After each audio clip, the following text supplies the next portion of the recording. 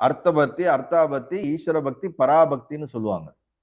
முதல் நம்ம கடவுள்கிட்ட எதுக்கு போறோம்? ஐயோ எனக்கு இது நடந்துடக்கூடாது, அது நடந்துடக்கூடாது, இறைவா இதை எப்படியாவது நீக்கி இதை பண்ணுக்கோ, அது சரிக்கோ, அவனுக்கு எதை வேணாலும் கொடுத்துரு, என்ன காப்பாத்து. அப்ப நமக்கு ஒரு பயம் ஏற்படும் பொழுது கடவுளை ஒரு பக்தி செலுத்துறோம். இரண்டாவது, எனக்கு ஏதாவது நடக்க வேண்டும், இது வேண்டும், அது வேண்டும், ஆசைகளை நாம் கொண்டு போய் அப்ளிகேஷனை போட்டு அதை பக்தின்னு சொல்லி நம்ம அவர்கிட்ட வாங்குறோம். இதெல்லாம் கீழான பக்திகள். கடவுள்னு ஒருத்தர் இருக்கிறாரு, இறைவன் ஒருத்தர் இருக்கிறார், அவர் மீது நான் அன்பு கொள்கிறேன் என்பது மூன்றாவது ஈஸ்வர பக்தி, பரமாத்ம பக்தி. நான்காவது தான் பராபக்தி.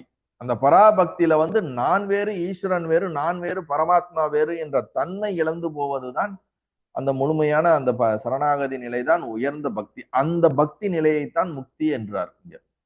நீங்க பக்தியோடைய உச்சத்துக்கு போனாலும், ஞானத்தோடைய உச்சத்துக்கு போனாலும், அங்க போய் அடையக்கூடிய நிலை ஒன்றுதான். என்ன நிலை? நான் என்ற தனி உணர்வை இழத்தல், தனி உணர்வற்ற நிலை. ஒன்று பிரம்ம நிலை, கான்சியஸ் ஆத்மான்ற அந்த நிலையாக இருப்பது, அல்லது நீங்க பகவான் சொல்றீங்களா, அந்த பகவான் மயமாகவே நாம் என்ன ஆயிருது, கரைந்து விடுவது. தான் என்ற இந்த தனி உணர்வை இழந்தால் அதுதான் தேவை. அதுதான் பக்தியோட உச்சம், ஞானத்தினுடைய உச்சம்.